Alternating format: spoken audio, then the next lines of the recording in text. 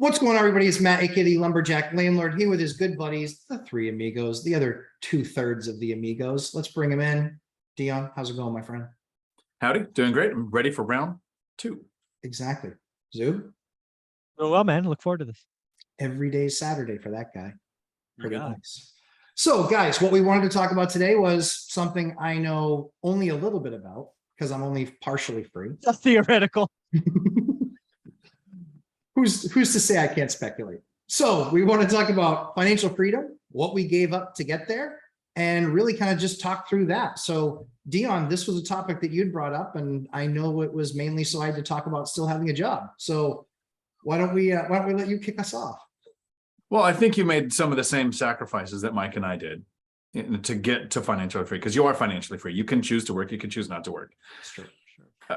The second side of the coin is, what do you give up after you retire? So, I mean, there are some reasons you're still working. So I think most of us understand we give up expensive things. We don't start with the big house. We don't start with the big cars. We don't have the vacations for those first 5 years. We've talked the first 5 years are very different than the second 5 years. Sure. Rule number 7, from one rental at a time. I think that's one of the harder things for us to accept. And it's not that you give up the people, but you need to kind of compartmentalize and just know that there are some people in your life that you can't talk finances with. Yeah. And that was a hard lesson for me to learn. I still have people, still, even though I've retired, made work completely optional, been retired for several months now, can't talk about finances because everything I do in their mind is wrong. So that's just a subject we don't bring up.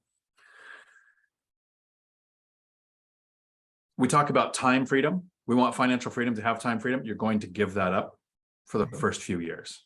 It's going to be, how do you increase your income? Is it overtime? Is it side hustle? It's almost like if you focus on making money to put your money to work, that becomes the goal. That's one of the harder things to give up once you retire. That was a journey. Right? They always say retirement is a journey, not a destination. Well, what happens when you actually reach the destination? So what have you given up, Mike? Well, I think you've hit the first two, but the third one I'll bring up was important for me. So the first one obviously is you don't get on this journey unless you're going to sacrifice, live below your means, needs versus wants, all the things that we've hit. Nobody's going to do this journey unless they make those choices. And I would argue the more sacrifice you make the first 5 years, the faster the journey is. And Olivia and I went from spending 100% to 50% of our income, our take-home income, over about 3 years or so. So, you know, we marched our way down over time. Second, friends and family, absolutely right. Our circle of influence or sphere of influence changed drastically once we got on this journey and started, because it's not only exhaustion from people not getting it that are around you, but also that there are hard days, and you want to be around people that go through it with you. And yeah, that hurts, but you got this, keep going, right? We've been doing this 22 years. We've had plenty of ups and downs, plenty of mistakes. And, you know, having a peer, you know, like the two of you to just commiserate with is helpful. Just sometimes you just got to get it off your chest, and then you pick it up and you keep going. The biggest thing for me and why every day is Saturday is a statement that feels something to me. Because the last 10 years, maybe 12 years of my career, I traveled on Sunday, and I would never not come home Friday. So for most of my, the last 10 years, the only day I had was Saturday. And as we were building this journey, that usually meant, somewhere between 5 and 8 hours in the car. So I was giving up the one day, right? In a month, let's just say there's 4 Saturdays. I would give up at least 2 and sometimes 3 to a drive to Fresno to look at another property or do this or do that. So, and again, as a person who doesn't travel well, to then go spend a Saturday doing that, and it was a, looking back on it, I couldn't have done it any other way, but I don't think a lot of people make that choice. I think a lot of people would make excuses and, oh my God, I just got off a plane at 2 a.m. from Japan. How can I get in a car at 6 a.m. and drive to Fresno? I'm going to fall asleep. No, you stop at 3 Starbucks and, just keep going, go look at 2 more homes. And so, yeah, I every day is Saturday it's not a cute saying. I say that, and that means something to me because that was the only day I had to, you know, be a human. Otherwise, I was trying to sell software with a big ass quota around my neck, or you know. So yeah, it's I gave up Saturdays, which is really something for a long time. Yeah, yeah, that's for sure. I mean, and that's the thing is it's, the first 5 to 7 years, even 10 years, I received my own fair share of mocking from family, from friends of, oh, you're leaving this, or oh, you can't do that, or oh, this, that, and the other. And hitting year 15 started to feel pretty good. Hitting year 20, it feels real nice because Real nice. I get to do whatever I want. In fact, usually depending on who's calling me, I might answer the phone. What's up, worker drone? Oh, is that how we should address you now? That's What's what up, you worker can drone? absolutely. That's how I mock people. I'm like, what's up, worker drone? What's Oh, I up? like it. How's I like it. how's it staring in the path of 15 more years of this on a daily basis? Yuck. So that's the way that I look at it. Was I didn't look ever as how I was spending my time. I looked at how I was investing my time. My time in my 20s was invested. It was invested in myself. It was invested in my businesses. Even if a business had failed, let's just say it had, I would have learned a ton. But I invested my time in my 20s so I could start to see returns on those investments in my 30s. And now in my 40s, it's ridiculous. It's off the charts. I have a life that I never imagined I would have, ever, ever, ever. It's one of the things where I'm in the top 20 size-wise of landlords, not this size, but portfolio. Probably both. Probably Yeah. both. No, I'm probably top 5% in size, but top 20 in landlord portfolio size. I never would have guessed that because all those players that are in the top 10 are all multi-generational. Yeah, you built this all by yourself. They're One brick at a multi-generational. time. Yeah. And so it's like when we get in and when we pop into that top 10, I'll be the only one that's not multi-generational. Now, my kids won't be able to say that, but I'm pretty sure they rather have the head start. Yeah, I think so. Dion, thoughts? So here's the question, Matt. Are you ready to lose some of these things? Mhm. First, a schedule. Yes. Okay, so you're ready to lose a schedule. Now that sounds like it's an easy no-brainer. I don't want a schedule. It would be great. But when you don't have a schedule, your schedule becomes 1,000 times more important. Yeah, because If a person right, knows I work discipline, Monday through accomplished. Friday, Sure. here's this meeting happens on this day of the week.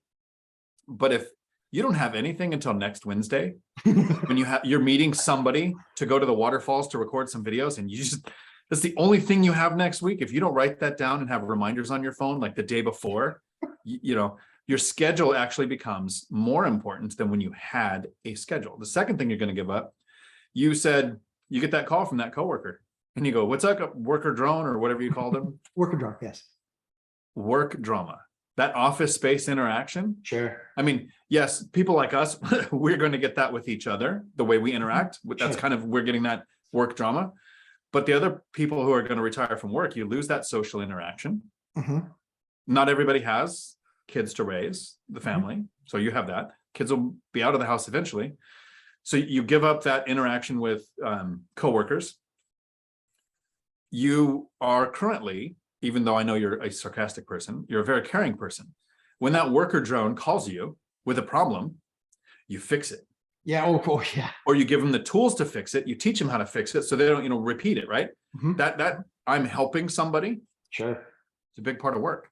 Yeah. I ran a trucking school, trained Yeah. 2,000 people a year to get jobs, ran a nonprofit to get jobs, not helping them people anymore. Mhm. Literally, somebody could call you right now that works in your industry and says, hey, I lost my job last week. And you can go, I can either hire you, right? You could probably hire somebody with your position, Sure. or you can make the call to somebody that could hire them. Yes. What about when that's gone? You can no longer be the I'm going to get someone a job person. So you lose the title, Mhm. you lose the responsibility. All of that goes away when we retire.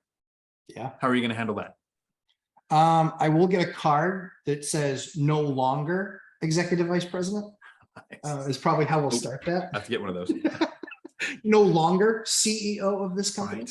Right. So that way we can put people on notice. I think having run teams for over a decade, I can tell you that being in senior leadership is much like being a father, except I can put my kids in timeout. And so the equivalent for that for employees is more difficult. And because they're adults and there's mutual respect there, it's a different conversation. You can't get away with usually just because I said so. But yeah, I think I think the key for me has been doing them both in tandem for as long as I have. I really feel like, and that was something that was really important to me. I really feel like it's going to be that natural progression. And I would see, honestly, like Mike having a tougher time with that because he doesn't have his day to fill with the management of the properties and growing it and fine tuning it and optimizing it. And so for me, that actually, I believe what it does is it makes me no longer a W-2 employee, but it makes me a phenomenal hands-on operator of the business that can truly give everything the attention that it needs. So I'm interested to see if it's one of those things. But Mike, what are your thoughts? What? No, I agree 1,000%. Your transition will be easier than mine was. Mine was sudden. Yours won't be. You have a way to fill your day. I had no purpose. I didn't. I left. I went to work excited by my next year, and then 15 minutes later, in a moment's, I did not do it the right way. It was fun. Don't get me wrong. It was fun, but I did it the wrong way. It could have been really bad. But yeah, I think you're going to have an easier transition, but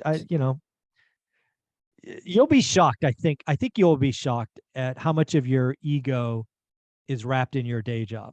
I was surprised by that. Right. Interesting. I did lose purpose, right? Being a second line, $1 billion quota carrier, moving the needle for an organization is, it's addictive. I was just going to say, losing that. I was just going to say, I think that's exactly the right word. I think the word that you chose is because to get to those spots in our careers, you have to be addicted to success. It's not about the money. It's really about the winning. You get addicted to winning. You get addicted to your decisions being what makes the company win. That's what makes you better than the next guy. And I think that's really the key.